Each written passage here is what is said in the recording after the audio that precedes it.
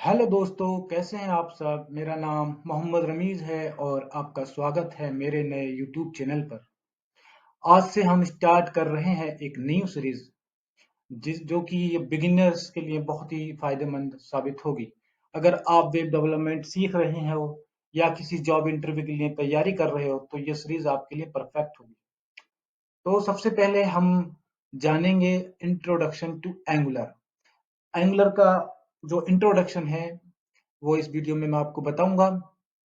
तो पहला point, angular is a front end web application framework developed by Google. तो angular एक front end web application framework है जिसको 2010 में गूगल ने डेवलप किया था। तो अब सेकंड पॉइंट है, it is primarily used for building dynamic single page applications. Angular जो है आपका, वो आपकी जो डायनेमिक सिंगल पेज एप्लीकेशन होती है उसको बनाने के काम आता है। सिंगल पेज एप्लीकेशन मतलब आप देखते हैं किसी वेबसाइट पर जाते हैं और जब आप मान लीजिए एक पेज से दूसरे पेज पर विजिट करते हैं तो आपने देखा होगा कई सारी वेबसाइट्स पर कि पेज बार बार रिलोड होता है।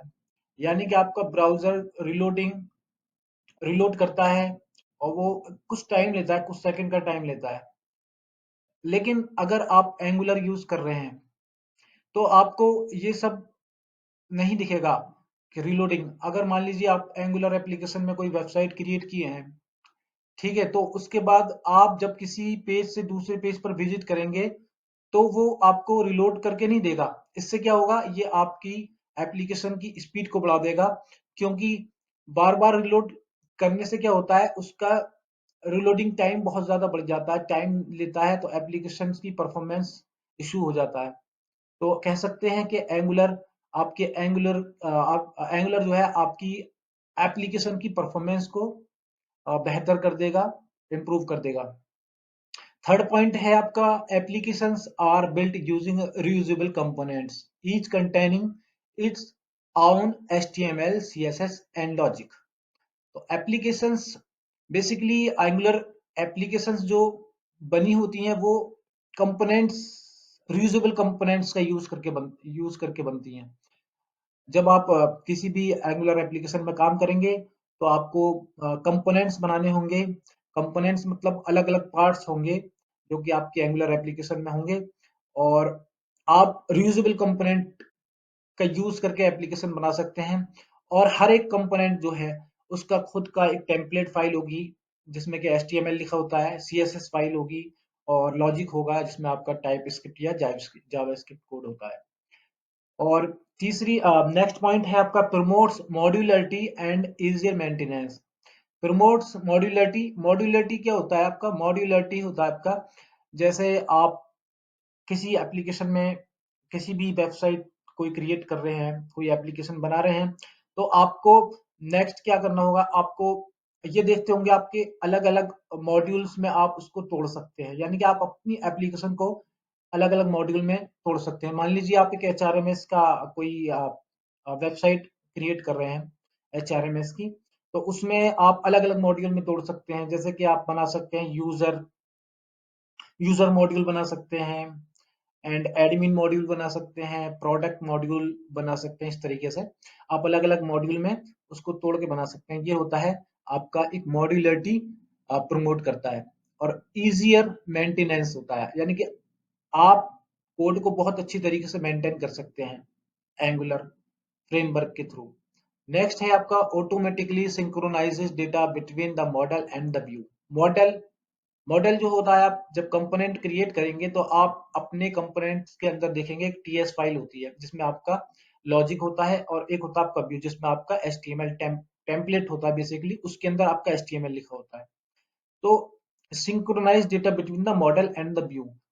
अब मान लीजिए आप कोई आप चेंज करेंगे किसी टेम्पलेट के अंदर, तो उसका रिफ्लेक्शन जो होगा वो आपका टाइप स्क्रिप्ट के अंदर, टाइप स्क्रिप्ट में कुछ वैल्यू चेंज कर रहे हैं तो वो टेम्पलेट पे उसका रिफ्लेक्शन होगा। तो ऑटोमेटिकली सिंक्रोनाइज करता है डेटा मॉडल और व्यू के बीच में।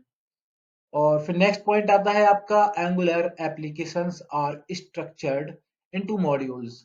मैंने बताया आपको कि मॉड्यूलरिटी प्रमोट करता है एंगुलर, तो अलग एक स्ट्रक्चर्ड मॉड्यूल्स में हो जाता है। एंगुलर एप्लीकेशन का अलग अलग मॉड्यूल्स बना सकते हैं हम, जैसा कि मैंने आपको बताया कि यूजर एडमिन हो सकता है, प्रोडक्ट एडमिन हो सकता है ना, और ऑथ मॉड्यूल हो सकता है, बहुत सारे मॉड्यूल्स हो सकते हैं। और नेक्स्ट आपका encapsulating relating component services and other functionalities. अच्छा, आपका जो मॉड्यूल्स होते हैं, हर एक मॉड्यूल हर एक मॉड्यूल कुछ कंपोनेंट्स रखेगा, कुछ सर्विसेज रखेगा, कुछ अदर फंक्शनैलिटीज रखेगा, लाइक आप डायरेक्टिव्स रख सकते हैं, उसके अंदर पाइप्स रख सकते हैं, ये सब चीजें ये मॉड्यूल रखता है। मान लीजिए आपका मॉड्यूल है आपका यूजर मॉड्यूल, ठीक है, तो आप यूजर से रिलेटेड जितने भी कंपोनेंट हैं उस मॉड्यूल के अंदर आप इंपोर्ट कर सकते हैं, ठीक है। और दूसरा आप डायरेक्टिव्स हैं उस यूजर मॉड्यूल से रिलेटेड आप उसमें ऐड कर सकते हैं। तो बेसिकली मॉड्यूल आप समझ ही गए होंगे। तो नेक्स्ट पॉइंट है आपका changes in the UI reflecting data model and vice versa. Basically angular आपको एंगुलर का एक फीचर होता है जो कि आपका होता है two way data binding. Two way data binding क्या होता है? टू वे डेटा बाइंडिंग में होता है आपका, आपके पास एक टेम्पलेट फाइल होगी और आपके पास एक मॉडल यानी कि टाइप स्क्रिप्ट फाइल होगी। आप अगर टेम्पलेट के अंदर कुछ भी चेंज करेंगे तो वो अफेक्ट करेगा आपके टाइप स्क्रिप्ट फाइल को, और अगर आप टाइप स्क्रिप्ट में कुछ चेंज करते हैं तो वो अफेक्ट करेगा आपको आपके टेम्पलेट फाइल में। तो यही कह रहा है इसमें, changes in the UI reflected, मतलब रिफ्लेक्ट करता है उसको, ठीक है। और helps in organizing code effectively. तो कोड जो आप लिखते हैं एंगुलर में, वो एक ऑर्गेनाइज वे में होता है। तो कोड एंगुलर से एक फायदा ये है कि आपको एक ऑर्गेनाइज वे में आपको कोड मिल जाएगा। ऐसा नहीं है कि आपका कोड इधर से उधर बिखरा हुआ है, आप उसको बहुत अच्छी तरीके से समझ सकते हैं, है ना। तो नेक्स्ट पॉइंट है आपका support building application that run across web mobile and desktop platform. अब जब आप एंगुलर एप्लीकेशन बनाते हैं तो ये अलग अलग, ये जो आपकी एप्लीकेशन है अलग अलग डिवाइसेस पर रन कर सकती हैं, जैसे कि आपको मोबाइल पे कर सकती हैं, आपका डेस्कटॉप पे कर सकती हैं, ठीक है। अलग अलग डिफरेंट प्लेटफॉर्म पर ये रन हो जाती है।